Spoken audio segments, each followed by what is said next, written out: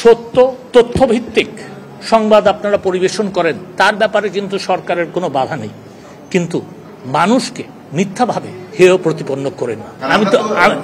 আমার তো মনে হয় তাদের পক্ষ থেকে আমি যেই কথাটা বললাম সেই কথাটাই বলা হয়েছে, এবং এখনো আমি বলছি, সত্য তথ্যভিত্তিক সংবাদ পরিবেশন করেন, সরকারের এতে কোনো বাধা আসবে না, কিন্তু মিথ্যাভাবে কোনো ব্যক্তিকে হেয় প্রতিপন্ন করলে এটা কিন্তু তার ইজ্জত ফিরিয়ে দেওয়া যাবে না। সেই জন্যই আপনাদেরকে অনুরোধ করব এই ব্যাপারে সাবধানতা অবলম্বন।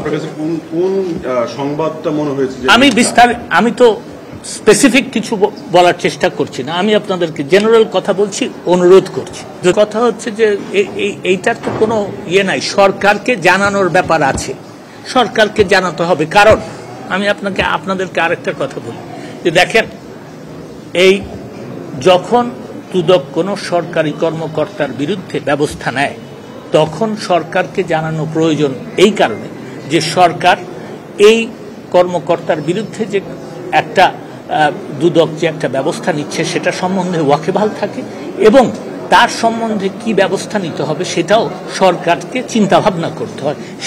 সেই কারণেই জানাতে হবে, এবং জানালে পরে এমন না যে সরকার দুদকের কাজে বাধা দিচ্ছে।